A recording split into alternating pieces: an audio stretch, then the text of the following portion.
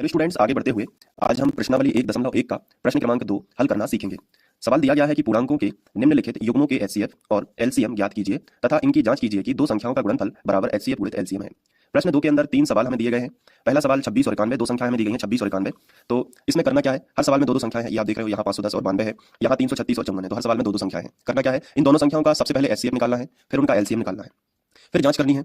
कैसी जांच करोगे कि दोनों संख्याओं का जो गुणनफल है वो बराबर होना चाहिए एचसीएफ गुणित एलसीएम के। मतलब हम इन दोनों संख्याओं का गुणा करेंगे। जैसे हम पहला सवाल करेंगे, यदि तो इसमें हम जैसे दो संख्याएं में 26 और 91 दी गई हैं, तो हम इन दोनों का गुणा करेंगे और जो आंसर आएगा वही आंसर हमारा, जो हम एचसीएफ हमने निकाला है और जो एलसीएम निकाला है, उन दोनों का गुणा करने से भी वही आंसर आना चाहिए जो इन दोनों संख्याओं के गुणा करने से आया है। तो हम कहेंगे कि हमारा एचसीएफ और एलसीएम दोनों ठीक है, क्योंकि ये फॉर्मूला होता है दो संख्याओं का गुणनफल बराबर होता है एचसीएफ और एलसीएम। ठीक है, ये सूत्र ही है, तो इसी से जांच हो जाएगी। तो देखो, पहला सवाल करेंगे तो और अच्छे से समझ में आएगा। तो हम 26 और 91 जो पहला सवाल है इसको हम अलग से लिख लेते हैं।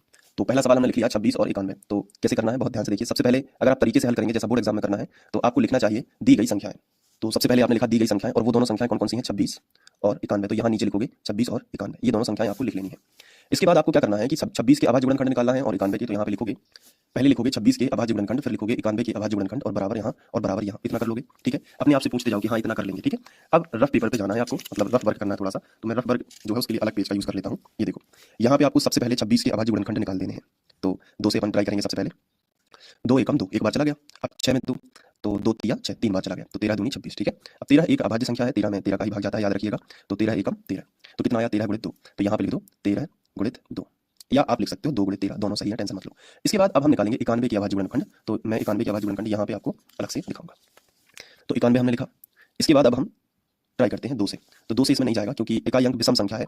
तो अगर इकाई के अंक में 2, 4, 6, 8 ऐसी सम संख्या लिखी हो जिनमें 2 का भाग चला जाता है, तो 2 से चला जाएगा। लेकिन यहाँ पे 1 है, तो जब 1 हो तो हम 3 से ट्राई करते हैं पहले। तो 3 तिरका 9, तो 9 तो कट जाएगा, फिर बचेगा 1, तो वो 3 से इसमें पूरी बार नहीं कटेगा, तो 3 भी कैंसिल हो गया। अब 5 से ट्राई करते हैं। तो 5 से करोगे तो 5 एकम 9 में करेंगे पहले। तो 5 एकम 5 और 5 दूनी 10, 9 से ज्यादा हो जाएंगे, तो 5 एकम 5 ही करेंगे। एक बार गया तो 5 निकल जाएंगे 9 में से, तो कितने बचेंगे 4, तो हो जाएंगे 41। तो 5 अट्ठे 40, मतलब पूरी बार भाग नहीं जाएगा क्योंकि आगे संख्या नहीं है। 5 से भी नहीं गया, अब 7 से ट्राई कर लो। तो 7 से करो, तो 7 से मुझे लग रहा है चला जाएगा। देखो कैसे, 7 एकम 7 है ना, तो 7 एकम 7, 9 में से 7 निकल जाएंगे, तो कितने बचेंगे आप खुद बताओ। 9 में से 7 निकल गए, बताओ कितने बचे, 2 बचे ना। 2 यहाँ साइड में आ जाएंगे और 1 लिखा है, तो 2 और 1 कितने होगा, 21 हो जाएंगे। तो 7 की दुनिया में 21 आता है, 7 दिया 21। अब 13 का करो, 13 एकम 13, तो कितना आएगा 7 गुणित 13। तो हम यहाँ पे लिखेंगे 7 गुणित 13। क्लियर हुआ कि नहीं। तो 91 के अभाज्य गुणनखंड कितने हो जाएंगे, 7 गुणित 13। अब आपको दोनों संख्याओं का सबसे पहले आप एलसीएम भी पहले निकाल सकते हो और पहले एचसीएफ भी निकाल सकते हो। तो चलिए मैं एलसीएम निकाल देता हूँ पहले। तो एलसीएम लघुत्तम समावर्तक, और एलसीएम कैसे निकालते हैं इसका प्रॉपर मैंने वीडियो बना रखा है, तो आप प्लेलिस्ट से क्रम से पढ़ोगे तो पूरी गणित बनेगी। तो एलसीएम और कोष्टक में वो दोनों संख्याएं जिनका हमें एलसीएम निकालना है, तो 26 और 91, इन दोनों का हमें क्या निकालना है, एलसीएम निकालना है। बराबर का चिन्ह लगा लिया। अब एलसीएम निकालना है तो उसके लिए क्या शर्त है कि हमें सभी संख्याओं को लिखना है यहाँ से, और उनकी ऊंची घातों को लिखना है। क्या करना है, ऊंची घातों को लिखना है, और कभी कोई भी संख्या रिपीट नहीं लिखनी है, डबल नहीं लिखनी है। तो यहाँ से शुरू करना है। सबसे पहले 13 से पूछा कि